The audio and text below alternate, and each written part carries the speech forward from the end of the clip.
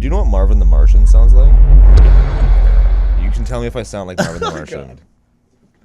There's supposed to be an earth-shattering kaboom. Does that sound kind of like Marvin the Martian? Yeah. Cool. Hey, this is the Commander Cookout Podcast, episode 299. I'm Brando. I'm here with Reiner. We're going to finish off the arc of breaking the mold with the mono white deck that tries to do everything. Now hit our theme song!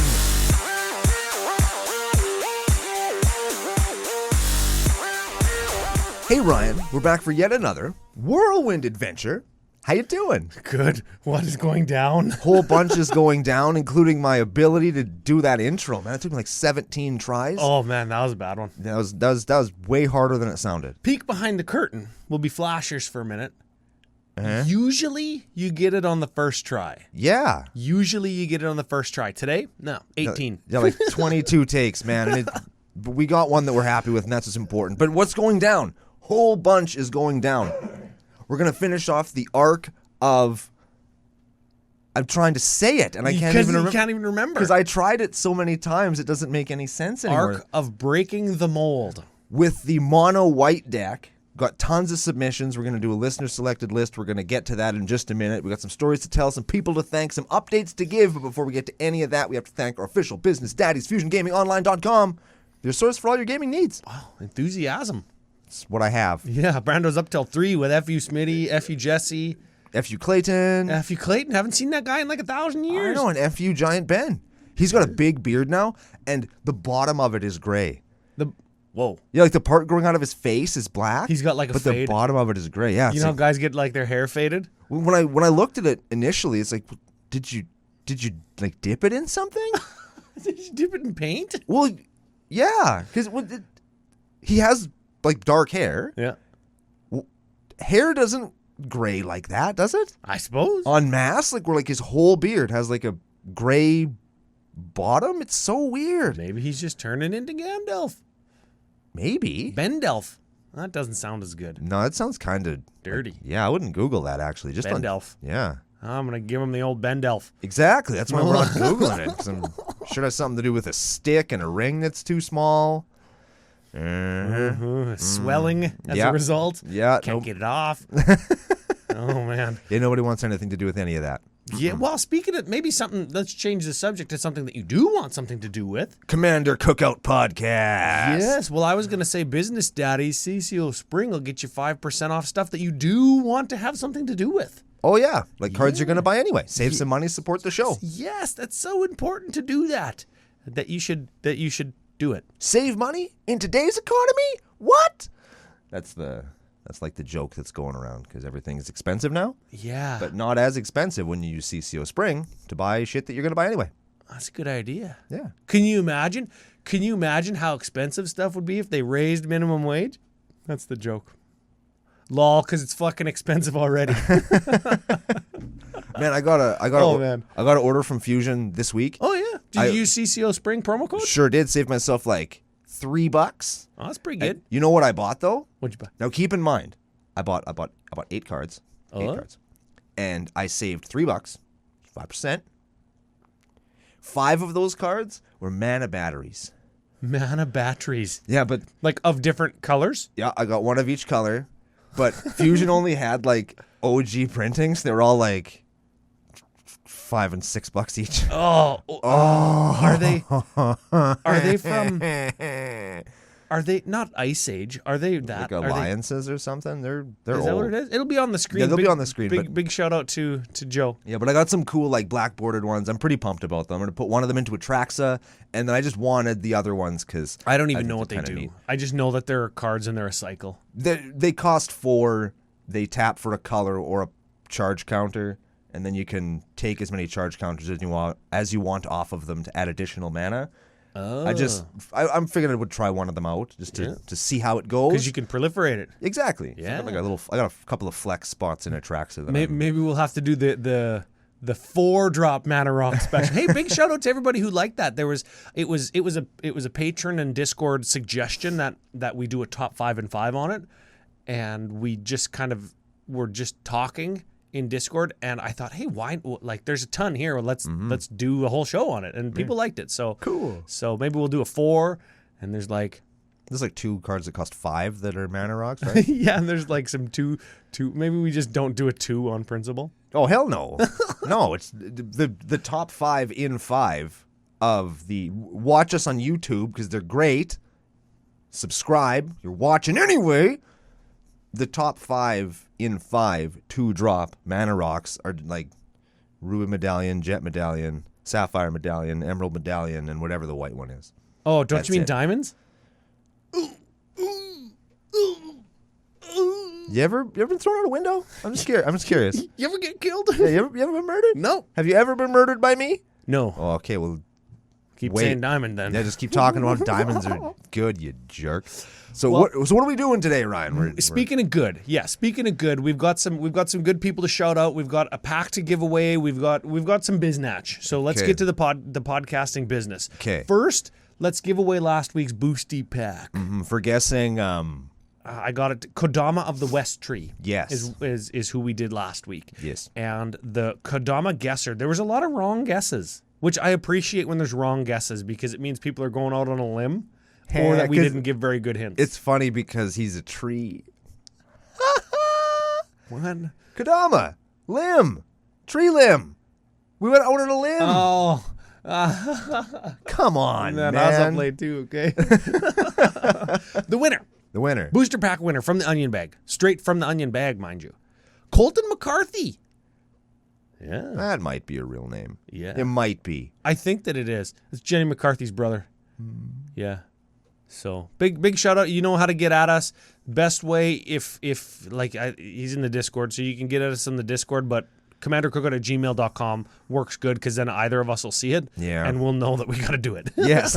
Yes. So second update. Second update. Last month's patron sign-up gifts have been either sent out if they're CCO stickers. Uh-huh. They've been sent out if they're booster packs for the booster pack game. Okay. And or if they're Brando token or proxies, they've been sent to Brando for creation. For doing. I will start them this week, and they should be out by the end of the week. Excellent. Yes. So if you want a CCO sticker, we're going to get to the new ones in a second, or if you want a Brando token, proxy, altar, whatever it is, patreon.com/Commander Cookout Podcast.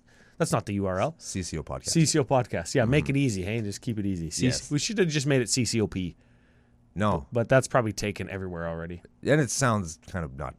I don't know. I don't like it. CCOP. It doesn't roll off the tongue very well. CCOPP?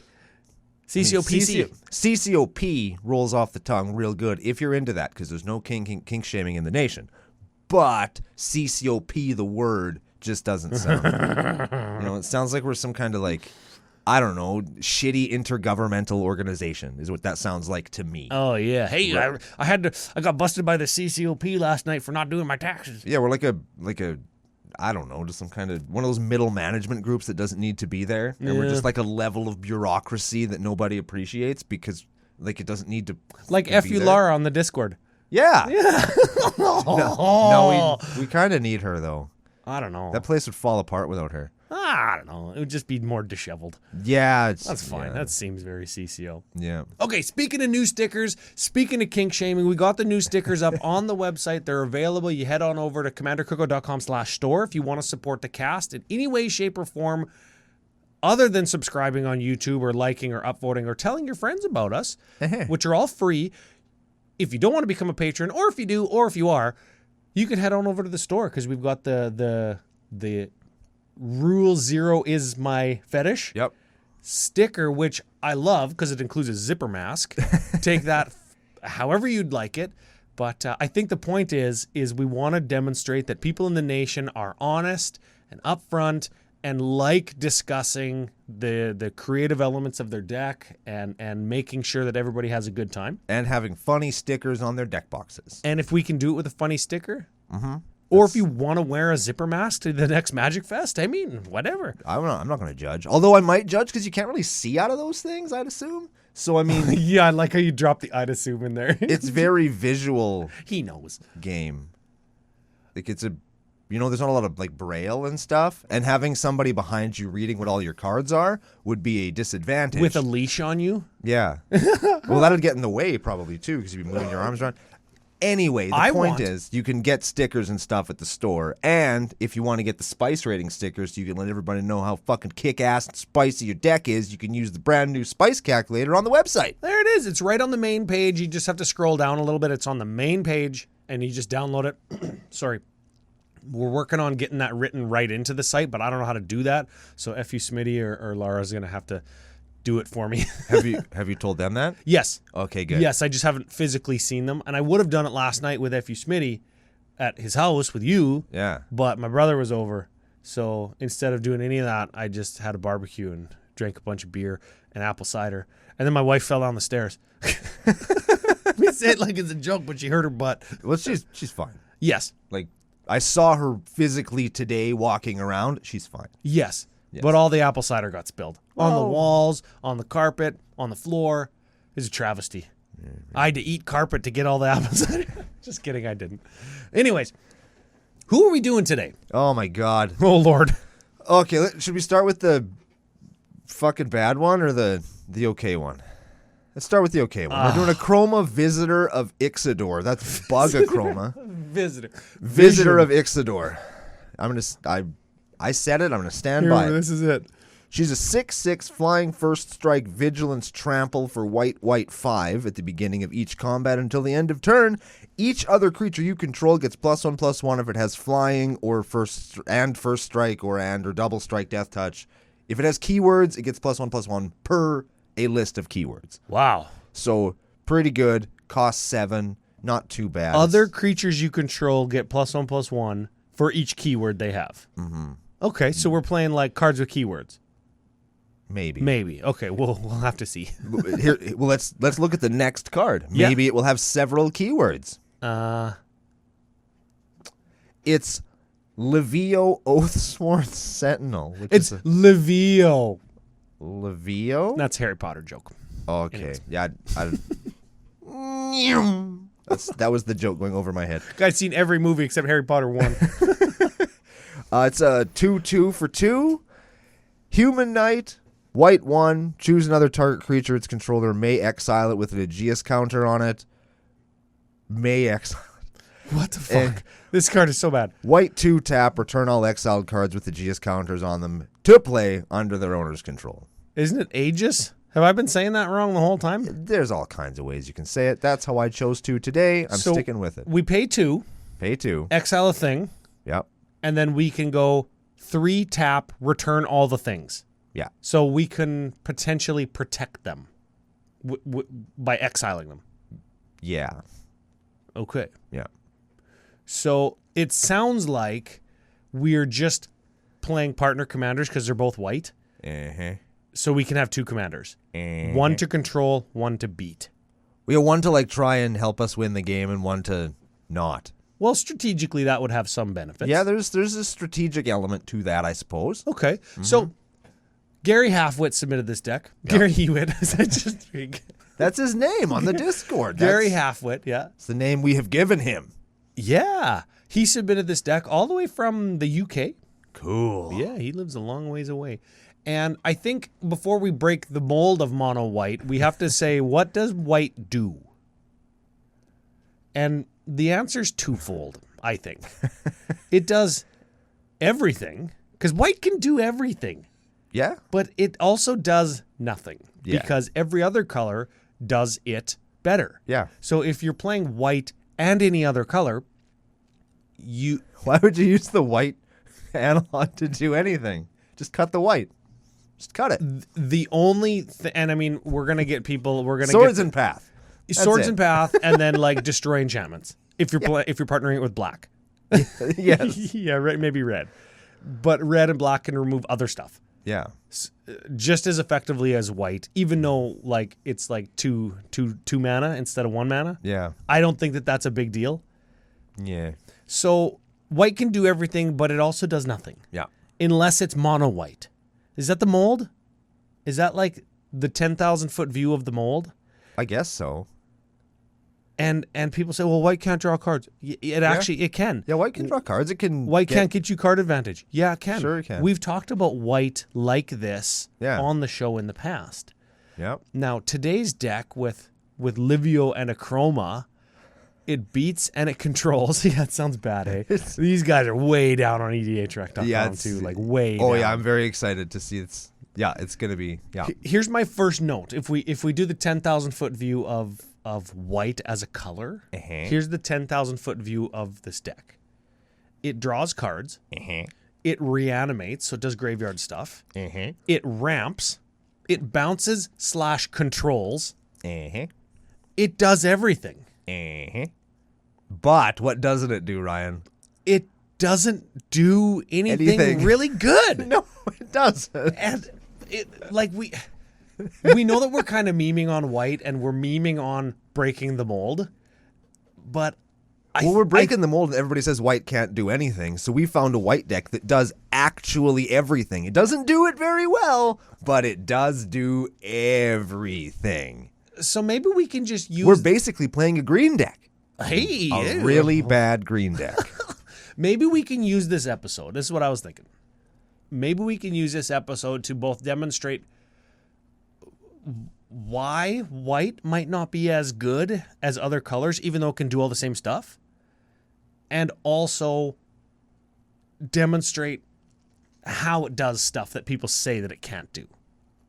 Do you think we can do that? Do you think we can pull it off? Of course we can. We're very good at this. Oh, We're yeah? podcasting professionals. We've almost had 300 episodes under our belt. We must be doing something right. Oh, yeah. Or these degenerates that are listening to us are just there to, like, build us up so that they can just watch us fall from really high up. Oh, maybe that's their kink. Like unsubscribing is their kink last week. Their kink this week is becoming part of an online community to burn it down. Yeah, making it absolutely incredible and then just ruining it. They're playing the long game. For They're themselves, They're like, this is it, guys. It's episode 299. At 300, we strike. Right? Everybody's going to unsub and everybody's just going to like one last middle finger in the Discord, then leave. Yeah. And just keep listening to the show because it's good. Oh, yeah. I think it's good. Well, we got some stuff planned for 300. Sure. Can't, no spoilers. But. Sure we do, yeah.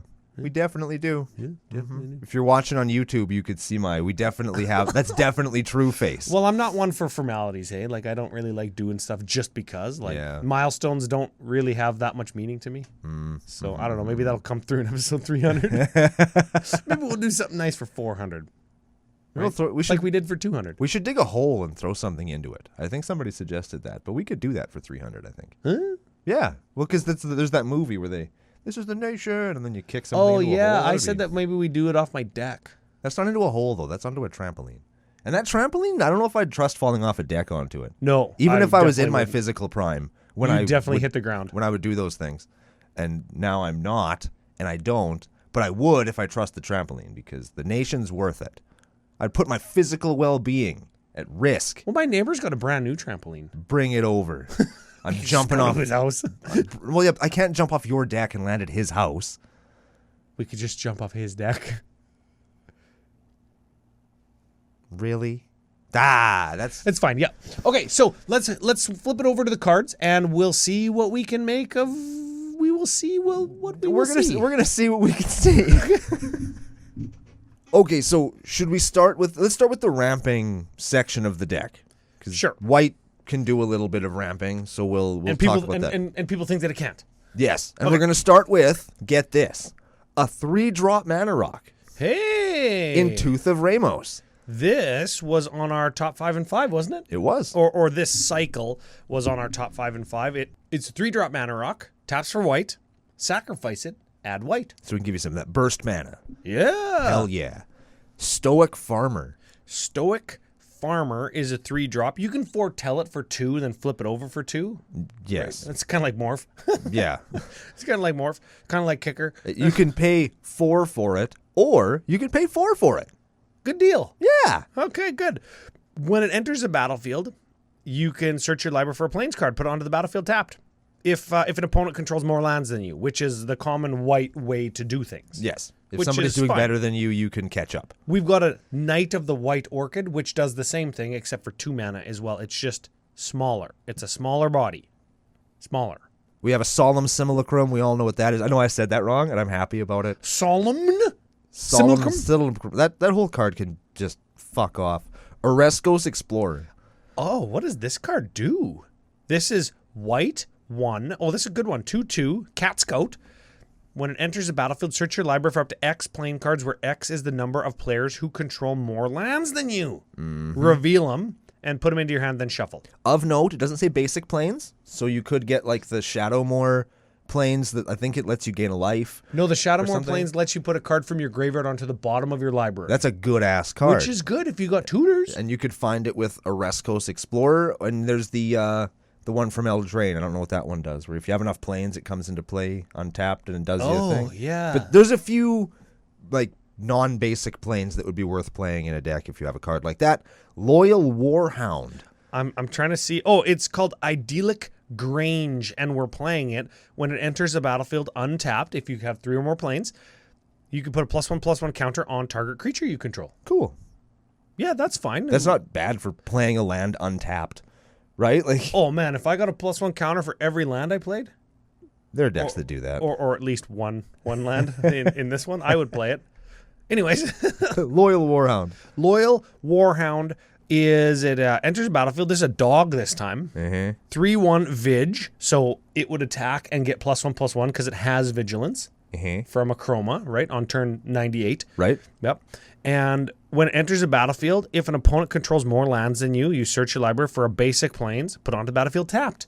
That is a 2 mana, get a land out of your deck onto the battlefield tapped. That is rampant growth in white if you don't go first. And chances are you're not going first because there's 3 other people also trying to go first. It's true. Yeah. Man, That's if somebody ever freaking runs good. into this deck, they're going to win the die roll and make them go first just to hose all their ramp, hey? Just make the mono white player go first that they just suck because none of their cards work properly. If I won the die roll, I would let the person to my right go first in this deck, just in case I have like these cards that we've this talked shit. about so far, right? And the trade-off, here's the thing about this, and this is how white gets extra card advantage. This card might not get you a land if your opponent has less lands than you. This might not get you a land, but it gets you a 3/1 instead. Which, it's a 3/1, I'd rather have a land. Well, in this deck, it's actually a 4/2, which then 4 damage is like, I'm not going to block because it's got 4. I just take, you know what I mean? That's 10% of somebody's life. So, like, I think it's good. I think this card's good. It's not bad. Yeah. You know what else is not bad? What is it? Core Cartographer. Core Cardi. Cardi C. That's who this is. I always thought he had like a big head that had a bunch of faces on it, like a quintesson. Oh, but it's like hair and a backpack. Yeah. This is a 2/2 for 4, enters the battlefield, search for, again, a plains card. Yep. Any plains card, put on the battlefield tapped. That's a good one. Boreas Charger. Boring ass charger. Yes. Yes. 2/1 flying, so it's going to get buffed when Yep. it attacks. 3/2 flying. Yeah. Enters the battlefield, an opponent controls more lands than you. Search your library for that a number of plains cards equal to the difference. That's a good one. That's a good one. And then you put them onto the battlefield tapped and the rest into your hand. One goes into play, the rest go to your hand. Oh, yeah. That's like a little mini land tax. Just like a one-time ETB land tax. Yeah. That's a good one. Archaeomancer's Map. This is a good one. This is white Kodama's Reach. White Cultivate. Waltivate. White. Wodama's Reach. White of 8. White of 8. White of 8. Yes, it's good. It's an artifact. Enters the battlefield, search your library for up to 2 basic playing cards, reveal them, and put them into your hand. Whenever a land enters the battlefield under an opponent's control, if that player controls more lands than you, which they probably will, you get to put a land from your hand onto the battlefield. So this enables landfall on not your turn. Merp. Merp. And I call it White Kodama's Reach because you get the 2 lands, and then you say, go. Your opponent takes their turn 3 or 4 and puts a land down, and then we get our land. So when you untap, you've got that 1 extra land like you would when you untap with Kodama's Reach or Cultivate. Yeah. This card is good. Is Ambitious Farmhand good? Ooh. Probably not, hey? It's from Midnight Hunt. Oh, yeah, it's probably terrible. It's a 1/1. When it enters the battlefield, search your library for a basic plains, put it into your hand, and it's got Coven. White 1. Transform it only if you control 3 or more creatures with different powers. So fine. And it turns into a 3/3 with lifelink. 4/4 if we have Akroma. Hey. Solid. Yeah, the point is it gets a land. Yeah, you know what I'm glad we're not playing in this deck because I really don't like the card? Wait. Cartographer's Hawk. Oh, Don't like that one. yeah. And it'll be on the screen if you're watching on YouTube. That's all the time I'm going to give Cartographer's Hawk. Yeah. What's the one where it's a creature that what is it? Everybody was saying it was so good. When it attacks, you get a land. If somebody has more lands, you get a dude. I don't know. Well, it's not whatever. Yeah, who cares? That card's probably terrible. Joe might put that one on the thing He's too. not gonna have any idea what we're fucking talking about. How about drawing cards? White Sure. doesn't do that either. Okay, well, hold on. So let's have we demonstrated that white has the ability to at least play some ramp? to try hard to ramp. Yes. Yeah, I think we did. Yes, and we did it without like Soul Ring and Mana Crypt and Mana Vault and Arcane Signet and stuff. Like we did it without that. Do you think people don't play Sol Ring when they suggest lists to us just to like be wacky? I think sometimes Because you know what's better than most of the cards in that section we just talked about? Sol Ring. Soul Ring's pretty good. Like Sol Ring is better than basically any of those 10 cards. I feel like you can say that about 99% of the cards in the format. Sol Ring is better than. Wait, but these ones do like I would cut Solemn and play Sol Ring.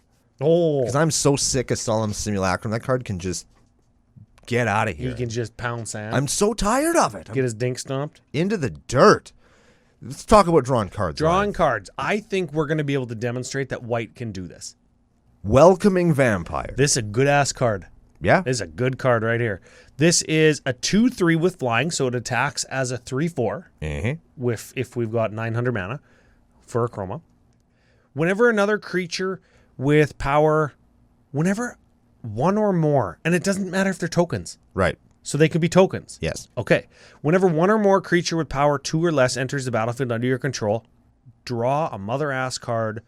Only triggers once each turn.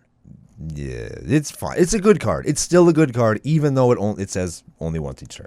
Yeah, all we have to do is play a creature, then this kind of just turns into, like, draw an extra card every turn. Yeah. I think that's good. If Soul Sisters was still a deck somewhere, I'll bet you this would go in it. Because when you're Norn the Wary came back, you'd just draw an extra card every turn. Hey, that's a good idea. Pretty solid. That's a good way to draw cards in Boros decks. Yeah. You know what you can pair that with is the next card you're looking at there. Wall of Omens. This would enter the battlefield, and because it has... 0 power. Yeah, it's a 0/4. It would draw you a card from Welcoming Vampire. Then its ETB ability would resolve and draw us another card. Cool. Yeah. If we could make this attack, does Akroma give +1/+1 when a creature with Defender attacks? No, it doesn't count Defender. Oh, dang it. Wall of Mourning. And that's like sad at a funeral mourning, not Mourning. I have woken up. Mourning. We could say it like that. No, because that's not how it's spelled mourning, not mourning. Mourning. There'd be 2 O's if it was mourning. That would be mourning. Yeah, that's what you said. You just keep saying the same word. When you edit it, you'll hear that it's different. Probably not. Wall of Mourning is a 0/4 with Defender for 2 mana, so just like Wall of Omens.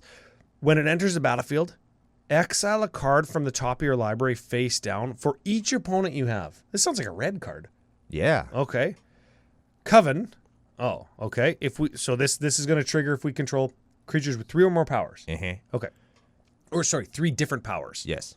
At the beginning of your end step, if you control 3 or more creatures with different powers, put a card exiled with Wall of Mourning into its owner's hand. Cool. That's cool. That's like draws us a card at the end of the turn. That's several hoops to jump through, but barely. Maybe we can do it. But barely, because we're going to have probably a creature with any power other than 0. So all of a sudden we have 2. Because to have 0 power is really uncommon. It's a rarity, yeah. So we have probably 2. And then all we need to do is just play a different creature, probably. Well, we've only had one creature that doesn't have 2 powers so far. So we'll see how we do. Okay. Maybe Thraben Inspector. Oh, well, and remember, if we attack +1/+1 until end of turn, so we can control which creatures attack to make Coven trigger strategically. All your creatures get bigger at the beginning of your combat. They all get the +1/+1s. And which could trigger Coven still, but they don't get bigger when they attack. They just all get bigger. Oh, at the beginning of each combat until end of turn, Each other creature you control gets +1/+1 if it has flying, and then it gets another +1/+1 if it has another ability. Yeah. So if it has 2 abilities, it'll get +2/+2. Yeah. You know what pairs really well with that Akroma? Akroma's Memorial. Because that gives them all the keywords, and then it makes them all giant. That sounds like It's a card I'd add to this deck for sure. that could act like as a little like white overrun. White overrun with Akroma? There's white's being green again. We're doing it. We're drawing cards and being green. We're doing this. Okay. Thraben Inspector's a 1/2 comes into play. Investigate. That gets you a clue token. Clue tokens let you draw a card. Yeah. Spirited Companion. Spirited Companion, ETB's draw a card. Search Party That's Captain. a good card, man. It's good. Especially yes. in Dinky Blinky decks. Blinky Dink. We're going to see if we got any Blinky Dinks and Bouncy Bounce. Yep. Yeah. Blinky Dinky Dinky Dink Blink Dink Dink What's Dink the Blinky, next Dinky, card? Dink, Dink. Search Party Captain. It's a 2/2 for 4. This spell costs 1 less for each creature you attacked with this turn. When he comes into play, draw a card. That's pretty good. Not too ETB bad. draw a card. Priest of Ancient Lore. Priest of Ancient Ass. I'm lost. Where? It- right there. I found it. ETB's gain a life draw card. That's a good card. Yeah. If we could bouncy bounce Blinky Dink. Yep. I like that. Palace Jailer. Makes you the monarch. So when you become the monarch at the end of the turn, you draw a card. And it exiles something until you're not the monarch anymore, right? Yes. Man, I got trapped under that card because I was playing against Alex. He's playing Aiden's blinky fucking deck. And he kept bouncing Palace Jailer. My whole team was gone. Yep. Huh. Yep. Anyways. Circuit Mender. Hey, I might put this into Lord of Tressorhorn. ETB's gain 2 life. Powerful magic. Leaves the battlefield, draw a card. No, it doesn't say dies. Leaves play. So if you bounce it, you draw a card. That's right. That's really good because you gain life too. Archon of Coronation. Archon of Cornhole Nation. Yep. Also CCO. Cornhole. Oh, not really. That's an H. Cornhole is one word, though, I think. So Corny cornhole. I don't know. That's Cornhole Cookout Podcast, Ryan. Come on. Come on. get there. Come on. That's on the next shirt. Anyways, enters the battlefield to become the monarch, flying. So it's going to become a 6/6 when it attacks. That's excellent. Yep. And as long as you're the monarch, damage doesn't cause you to lose life. I like that card. Hey, I like that pretty card. cool.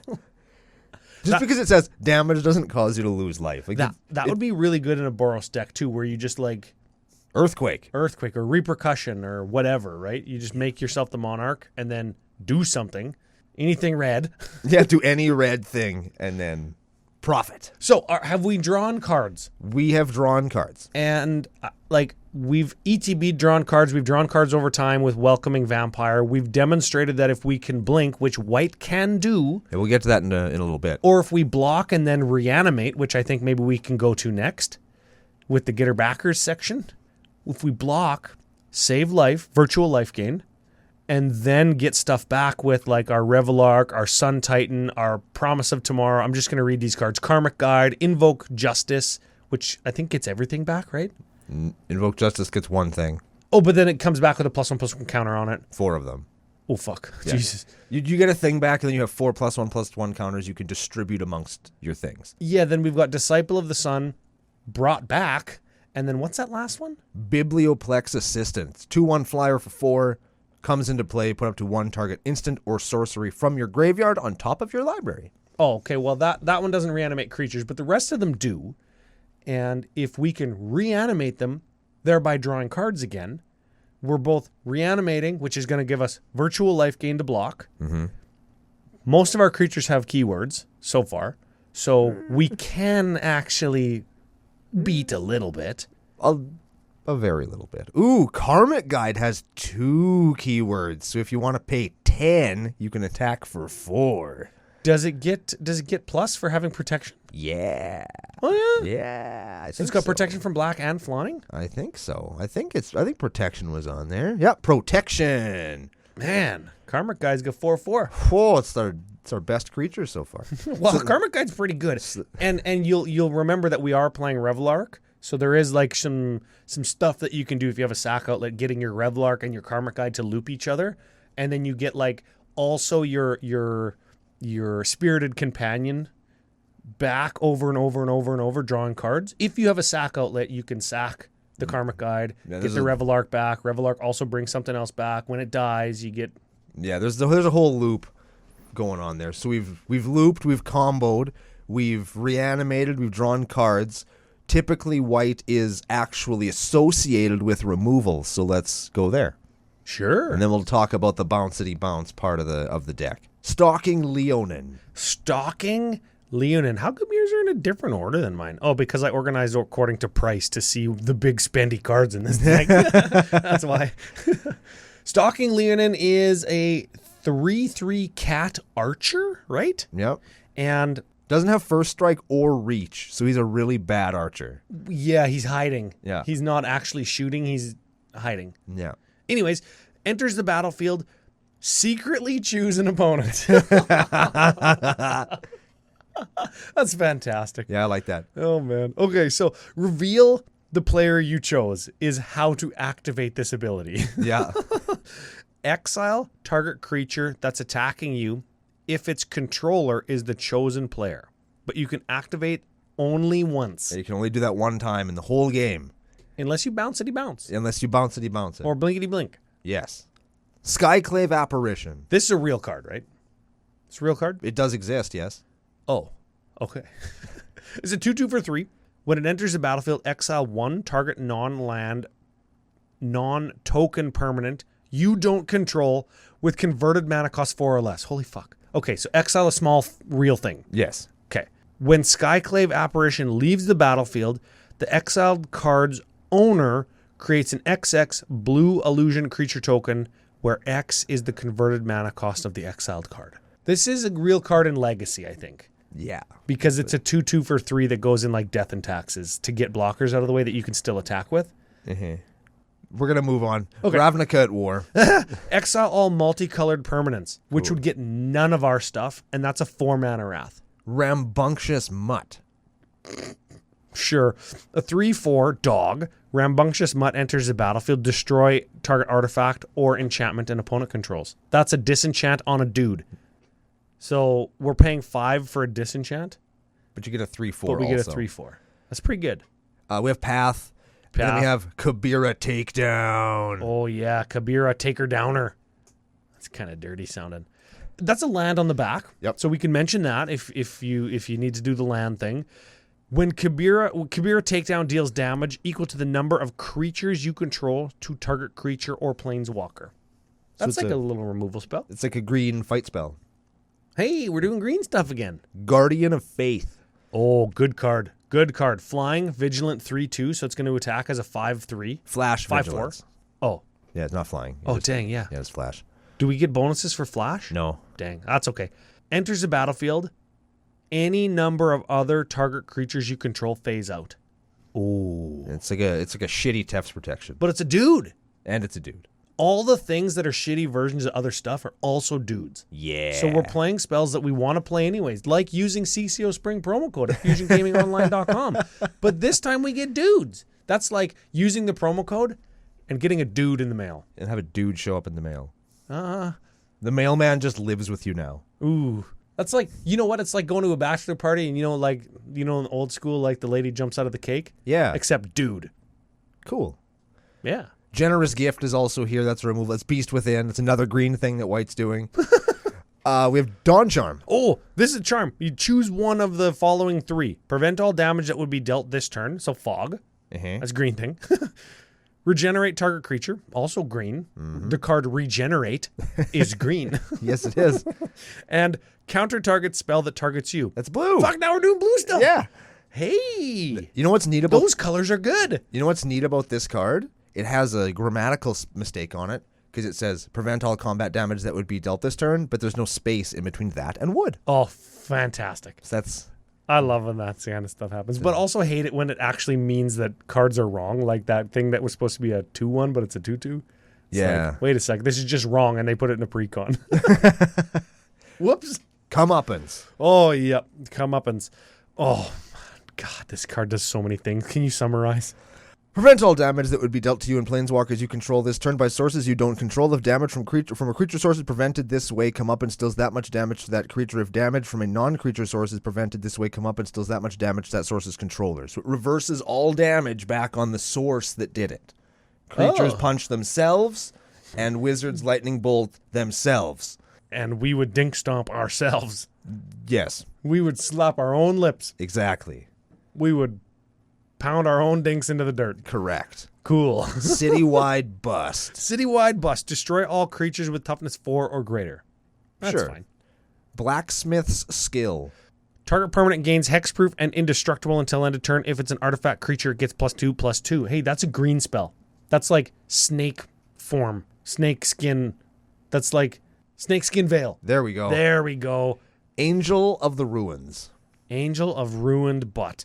When it enters the battlefield, exile 2 things that are artifacts and enchantments, and it got plane cycling. Ooh, is a ramp spell too? Kinda. Value. And it flies. It's a flying 6/8 when it attacks. For 7? Better be. Oh. Angel of Finality. The last card is Angel of Finality. I see what you did there. No, there's the last card in this section. We still have a whole other section left to go. Yes. Okay, so this is enters the battlefield, exile all cards from target player's graveyard. Cool. The point is, most of those cards, dudes. And you're getting a benefit on creatures. Yes. And remember, our second commandy, Livio, can exile those and then bring them all back at once. It's pretty good. Yes. For 5. I'm okay per with dude. this. It's not not okay a bad with this. rate. Okay, we were talking about blinky dinky dinky dink blink dink blinky dinky blinky dink dink earlier. Yes. Let's talk about doing that. Yes. Let's start with teleportation circle. Teleportation circle. At the beginning of your end step, exile 1 target artifact or creature you control, then return it to the battlefield under its owner's control. So you could use Archaeomancer's map to keep ramping, or you could use that dwarf guy to gain a life and draw a card. Hey, that's a good one. You could use your Sun Titan to keep returning permanents. Get her backs.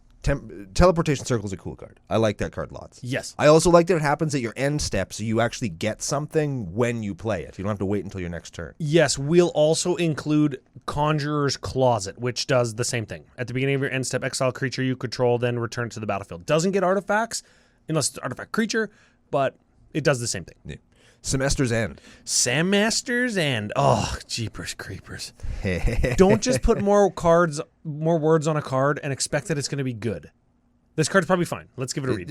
It does what you think it does. Exile any number of target creatures and or planeswalkers you control at the beginning of the next end step. Return them, each of them, to the battlefield under its owner's control. Each of them enter the battlefield with an additional +1/+1 counter on them.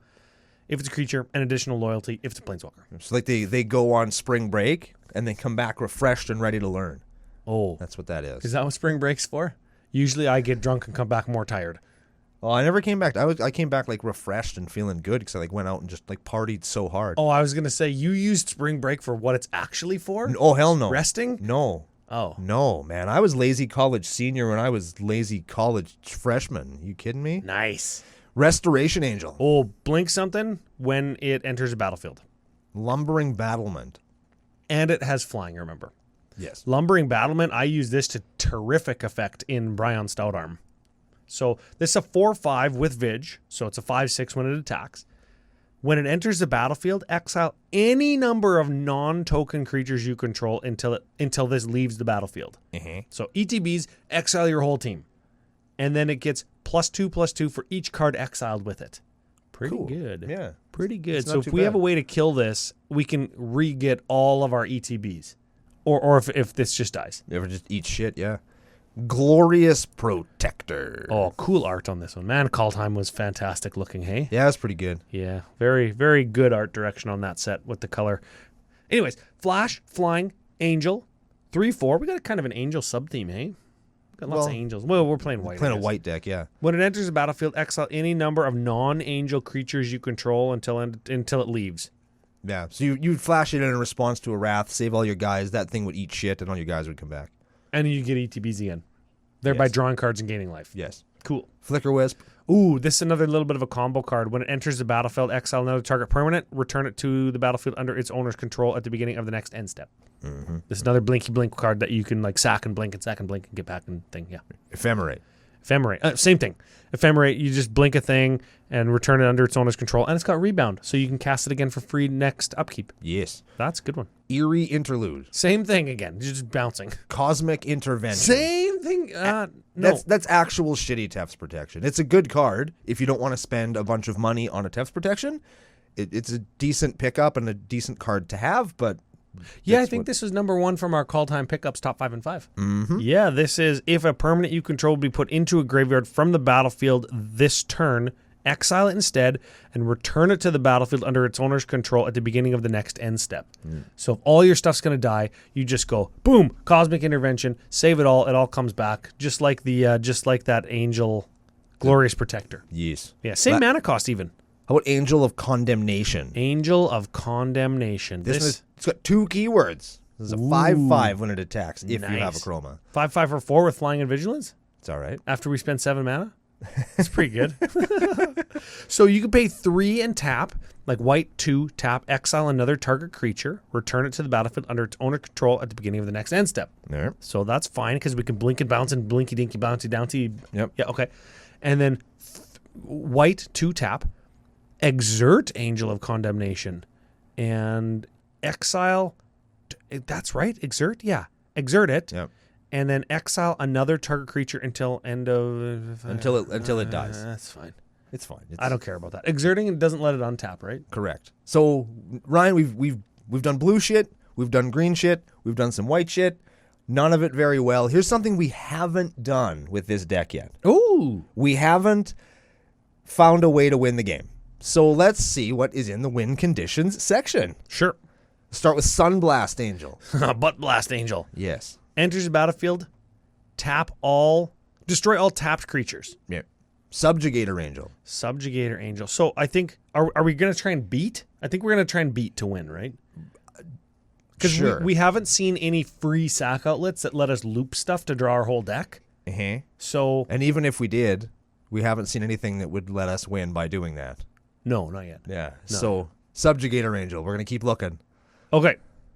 Enters the battlefield, tap all creatures your opponents control. Oh, you Subjugator and then you Butt Blast. Yeah. So if you have 12 mana, you can just Wrath of God. Well, we might. Yeah. We have ramped in We this have deck so a much little bit. ramp in the deck. Speaking of ramp, Strixhaven Stadium. Hey, this is number 2 on our most recent top 5 and 5. This actually lets us win the game. Yeah, this you card give is this one a awesome. read because you like it. Strixhaven Stadium is a 3-drop mana rock. Whenever a creature deals damage to us, we remove a point counter from it. we lose a point. Exactly. When you tap it, you get a mana and a point counter. When somebody hits us, we lose a point counter. But whenever a creature we control deals combat damage to an opponent, you add a point counter to it. And then, if it has 10 or more point counters on it, you can take all the point counters off, and the player that took damage loses the game. Oh, and we've seen a bunch of our dudes that have flying and vigilance. So we do have blockers Yes. as to not lose points. Yes. I think that's important. Very important. And just another important thing. Let's say you attack with 20 guys, as you might be wont to do with a Strixhaven Stadium. Yeah. Here's how it works. They all go on the stack. Add a thing, add a thing, add a thing, add a thing, add a thing, at 10. Remove that, kill somebody. Then the rest of them, add a thing, add a thing, add a thing, add a thing, add a thing. We're at 10 again. Take them all off, kill somebody else. That's how that works. If you attack with 20 guys. Yeah. Ooh. So it's not like you add 30 counters, take them all off to kill one person. That's not how it works. So this is what we're going to do. We're going to have 20 mailmen jump out of a cake and then kill us with Strixhaven Stadium. Yes. Or kill our opponents with Strixhaven Stadium. Or What are they wearing? Are they wearing like bikinis or mailman costumes? Or are they... bikini mailman costumes. Yes. Obviously. Yes, yeah. that's what they're wearing. Righteous Valkyrie. Awesome name. Sure. I want this guy, Angel, to be wearing a mailman bikini jumping out of a cake. And with a bunch of foily curled up Strixhaven Stadiums wrapped around a pipe. Just hitting our opponents. Anyways, flying 2/4. That's a small angel. Enters the battlefield. You gain life equal to a creature's toughness. Whenever another angel or cleric comes into play into your control, you gain life equal to its toughness. And as long as you have 7 or more life than your starting life total, your creatures get +2/+2. That's pretty good. Why can't we add like a Phyrexian Altar to this deck and just loop by sacrificing that guy that gains his life with like Karmic Guide and Revelark and then play Ether Flux Reservoir? Can we just do that? Yeah. That'd be pretty cool. Yeah. Be pretty cool. Reverent Hoplite. And there's another card that does the same thing. Evangel of Heliod. They both come into play and give you a 1/1. They give you a creature equal to your devotion to white. There's our dudes jumping out of cakes. Yep. There they are. Mailman bikinis. Then we have a McKindy Stampede. Creatures you control get +2/+2 until end of turn, and it's got a land on the back. It's a little white overrun. Except it sucks because it doesn't give them trample. Well, they got flying though, because they're all angels. But if it gave them trample, then Akroma would give them an additional +1/+1, and then it would just be overrun. that'd be cool. But it's not. That'd be dang well cool. So get out of here. We have Charge Across Araba. Oh, dude, this is one of my favorite cards. I love this card. Man, too. this is a cool ass card. This card has sweep, and if you're like everybody who's listening, because you're listening or watching on fucking YouTube, you don't know what sweep does. What it is return any number of planes you control to their owner's hand. And we've demonstrated that we've ramped out some planeses. So we fucking return them all. Every single one of them. Because we're going all in. Every time. Creatures you control get +1/+1 until end of turn for each planes returned this way. So this is like Crater Hoof Behemoth, but white. Yes. And we lose all our land. Now, if you have an Archaeomancer's map, keep this in mind. You can return all your planes, and then everybody's going to have more land than you. So when they play land, you're going to start putting your planes back. Oh, that's really good. Combo. Don't rely on that. This is an instant too, remember? So like you can also we can also do it whenever we want. You can use it to block. If somebody You can just totally blow yourself up to block. dude. What if somebody goes Crater Hoof, all my guys get +10/+10, right? And then you go Charge Across the Araba, bounce all my planes, block everything. Block everything and kill all your guys and your stupid Crater Hoof. and then use that one angel guy to exile your graveyard. Dude, in white, if I did that with a white, I want to build this just to do that. I want to just dummy somebody with blocks. Bond of Discipline. Oh man, it would take discipline to make that play. Yes. Okay, tap all creatures your opponents control. Creatures you control gain lifelink until end of turn. So this gets all their blockers out of the way and gives all our guys +1/+1. And it gains us a ton of life. Yes. This is a good card. Now let's talk about the real win condition. The one and only win condition that matters in this deck, Holy- especially when Akroma is in play, Man, baby. titty ass is a good card. Akroma's Will. I don't own one of these. I don't even have one. You should, because it's really good. Yes. Instant, white, 3, choose one. If you control a commander, choose both. Yeah. And the both are creatures you control gain. So they gain, and remember, they're going to get +1/+1 for every time they gain these. Okay, they gain flying, vigilance, double strike. That's one. Not only are they getting +3/+3 and those abilities, they actually just get twice as big. Yeah. Okay. The other one is lifelink, indestructible, and protection from all mother ass colors. So you can't even block them. So it essentially makes them survivable, you survivable, and them unblockable. Protection from all colors, hey? So unless you have a flying artifact with a ton of toughness, because my guys trample. Yeah, exactly. And have double strike, like you're going to die. Yeah, you're gonna eat I have definitely taken games that just I have no business winning. So just play that and you just win. It's such a cool card. If I have a mailman in a thong jump out of a cake, and then I play an Akroma's Will, he's gonna get +6/+6 and be unblockable and deal 12 damage. And you're gonna gain 12 life. And I'm gonna gain 12 life. Yes. It's pretty good. Yeah. And if I charge across the Araba, if I get that naked fucking greasy caked up fucking mailman charges across the Araba and doesn't care about how many lands he has, somebody's gonna have a bad day. Oh yeah, somebody's gonna eat cake right off this guy's ass. Yes. That's the deck. Oh man, you know what? A little while ago on Twitter, I asked CCO Nation. I say I got a hankering to build a deck. I built a couple decks recently, and I'm like, I want to build a mono white deck to see if it's as bad as everybody says. It is. I don't know. No, it is. I think get the thing. Get this right. Okay. Just as an example, I'm not comparing Norrin the Wary to this deck, but think about how good you are at playing Norrin and the pieces that you know that you can just lose and don't really matter, and the trades that you make in that deck because you've played it for so long, you're so good at playing it. Imagine it's just an example. Imagine that, but with this deck, if you had this deck or this kind of deck for 5 or 6 years, and you always played it and tuned it and honed it and knew the kinds of trades and like get a dude, draw a card, and I have a 2/1. And I can just throw that guy away because I know I have a Karmic Guide or whatever. And I can get that guy back and draw another card. Like, you can make smart trades. And a deck like this, because all of your things that you want to do anyways, like destroy enchantments and removal, is attached to dudes and you got reanimation. I think that this deck is, like, good. And I don't think white's as bad as everybody said it is. Well, it's not. Oh, good. Yeah, white isn't as bad as everybody says it is. But I wouldn't go so far as to say that the deck is, like, good. Like, powerful. Yeah. Hangs with it's a cool sub-CEDH powerful Yeah, decks. it's a cool deck, but, like, you're probably going to get your face pummeled often playing this. Unless you charge across their Rabba with your Akroma as well. Yes. Yes, unless you've done that exact situation, you're probably going to be in trouble. And that, I mean, usually we go to strengths and weaknesses right now, so we'll just start with a weakness on this. And that's, this deck combines the worst of two things. Okay?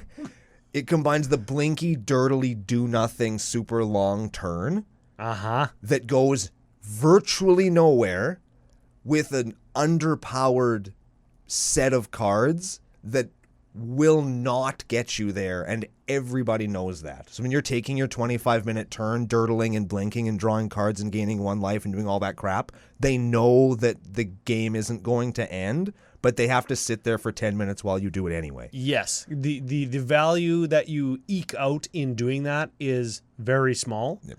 And I think it's beneficial to go through the process and do that, because at the end of those turns, people always come out ahead, right? Like, they always come out ahead of where they were. Yes. Life, cards in hand, maybe creatures on the battlefield, reanimation, and you're set, right? Yeah, to do it again next turn is what this deck does, unless you've drawn Akroma's Will. Exactly. You draw one of your win cons that either tap all your opponent's guys or make your dudes huge. Yeah. And I think that that's fine. I think, like, when we say win con and then we rag on white for not having any, I think that we've got enough in here where it's like, this is fine, because sometimes 4/4s and 5/5s in the air and a couple alpha, like mini alpha strikes when your guys are all tapped, sometimes that's just how you win commander games. Well, some of these aren't very good win conditions. Like, you're not going to win a game with a Sunblast Angel. No. Right? Like, that's a removal spell, and like Bond of Discipline can get you there if you have a bunch of dudes. But when you look at the dude suite in this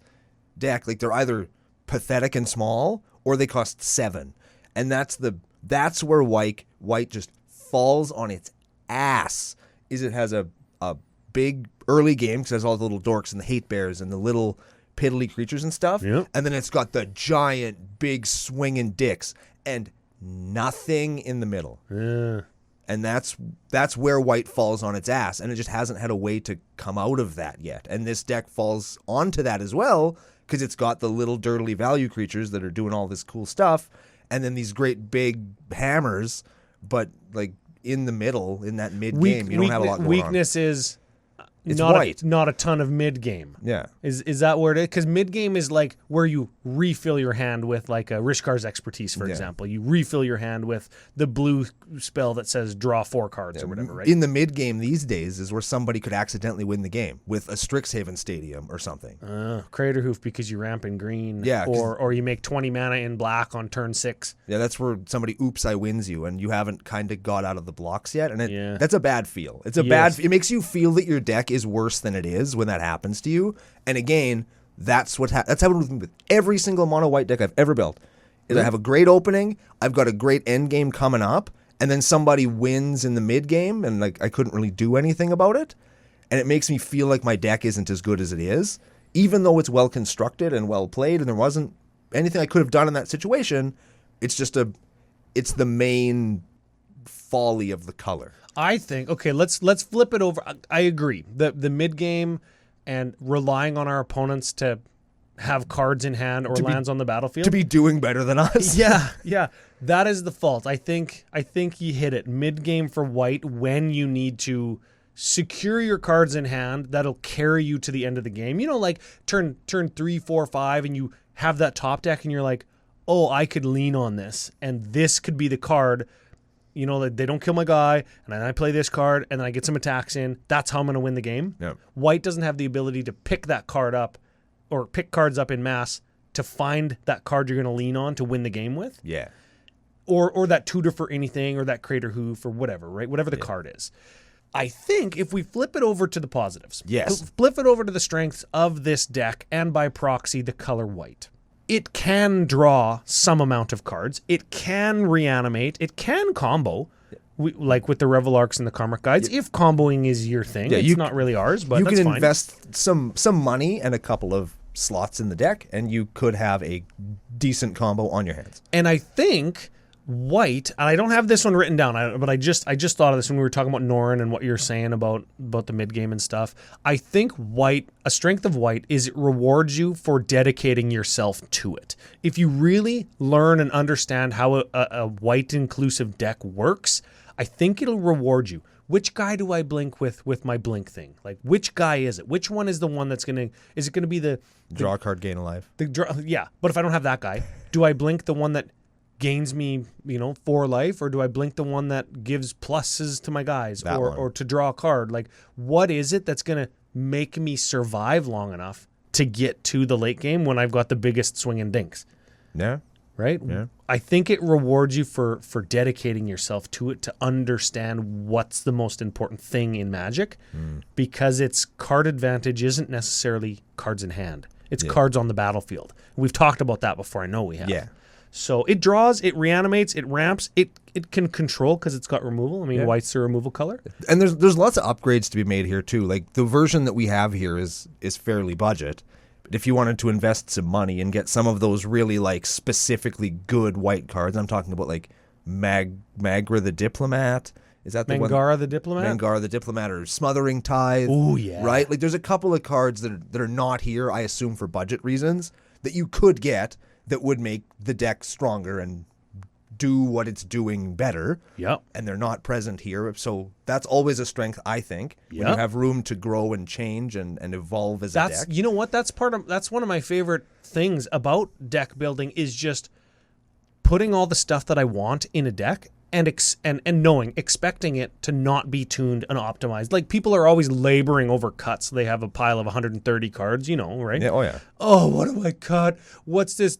What's going to make this deck the best as version 1.0? How do I do it? No, just play all the shit that you want. Yeah. And then if it doesn't work, you just tune and tweak, and over time you add and remove stuff. That's actually my favorite part is I'm going to play everything, but it's just going to take me like a month to do it. Right? Like, I had a pile of like 20 cards for Crab Tribal that's like, just whatever, not going to play this. No, whatever. I'll put this in later. Something's going to get cut. This will get added in. This is what I'm going to add. I got to figure out what sucks first, though, right? Like, anyways, last strength. You mentioned the budget. $181. Pretty good. $182, I should say. Most expensive card? Archaeomancer's Map. Besides some of the land. Oh, okay. Yeah, besides some of the land, which we'll talk about in a second, because I don't think that this deck needs a Wasteland. No, definitely not. But Wasteland and Sun Titan, pretty good. Yes, that is true. You just waste everybody's land. But anyways, $15 Archaeomancer's Map. Comeuppance, $15. Really? Yeah. Yeah, that's a pretty good card. Because it's like a removal, and you can use it like kind of to combo with ETB stuff. Yeah, if somebody's earthquaking you to death, you earthquake them to death instead. Oh, yeah. Akroma's Will, $9. I feel like that card should be worth more money. Yeah. For how good it is. Oh, yeah. Yes. It's probably... No, it's not even still readily available. That's... neat. Yeah. Do you think it'll get reprinted? Do you think the Wills will get reprinted in Commander Legends too? No, because it's on Baldur's Gate, man. We're going back, right. to the Forgotten Realms, sucker. They ain't no Akroma there. No. They might find a way to do it, but...